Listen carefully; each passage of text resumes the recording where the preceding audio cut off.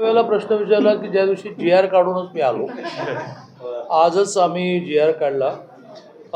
विद्यापीठ कॅम्पसमधील 700 प्राध्यापकांची भरती ही 2 वर्ष आधीचे राज्यपाल आता उपराष्ट्रपती झाले यांनी 80-20 नावाचा एक आग्रह धरला जो युनिव्हर्सिटी ग्रँट कमिशनच्या नियमामध्ये बसत नव्हता. आणि म्हणजे 80 मार्क्स त्याच्या वेगवेगळ्या क्वालिफिकेशनवर. तर ते क्वालिफिकेशनवर इंटरव्ह्यूला एलिजिबल करायचं की नाही असतं, पण त्यांनी सिलेक्शनला ते 80 धरायचे आणि इंटरव्ह्यूची 20 धरायचे असं म्हटलं.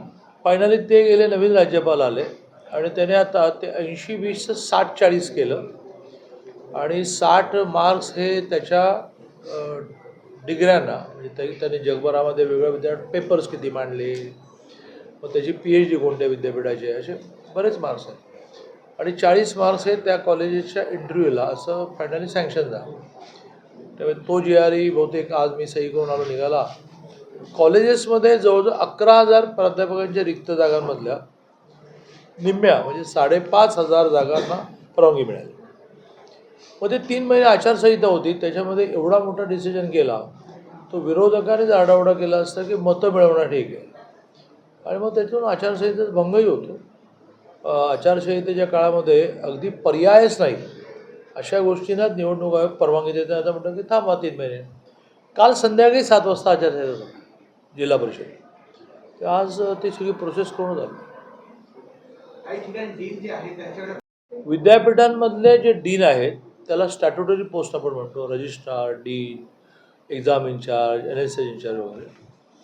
तर ह्या विषयामध्ये सुद्धा हे कन्फ्युजन होतं की त्याही पोस्ट 80-20ने भरायचे आहेत का, मग त्याला 80 काय म्हणायचं, कारण प्राध्यापकांना किमान PhD, पेपर्स हे तरी होतं. पण आता सगळंच कन्फ्युजन संपलं आणि त्याही पोस्ट भरायला आम्ही परंपरागत जी पद्धती होती की तुम्ही तुमच्या क्वालिफिकेशनसहित अर्ज करायचा, स्क्रुटिनी होणार, एंट्री होणार, असं होईल. त्यामुळे त्याही पोस्ट भरला जाईल. बहुधा पुणे विद्यापीठाचा रजिस्ट्रार तर त्यांनी त्याचा इंटरव्ह्यू घेऊन अपॉइंटमेंट लेटर देण्यापर्यंत आणलं आणि पेंडिंग होतं, ते आता क्लिअर होतं.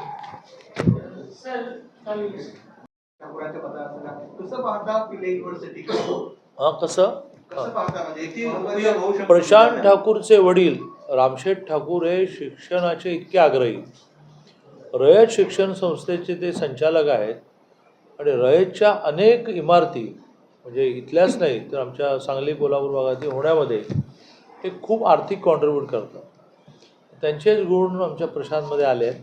त्यामुळे शिक्षण संस्थांना सपोर्ट करणं हा त्याचाही स्वभाव राहिला. त्यांनी फॉलो घेतला खूप, कारण आम्हालाही कोणीतरी त्याची नीट माहिती दिल्याशिवाय पुढे जाता येत नाही. त्यामुळे प्रशांत ठाकूरांच्या मतदारसंघामध्ये, कारण आमदार म्हटलं की त्याने सूतगिरणी घ्यायची, आमदार म्हटलं की त्याने कारखाना घ्यायचा, आमदार म्हटलं की त्याने शाळांचं जाळं वाढवणं, आमदार म्हटलं की त्याने कॉलेजचं जाळं वाढवणं.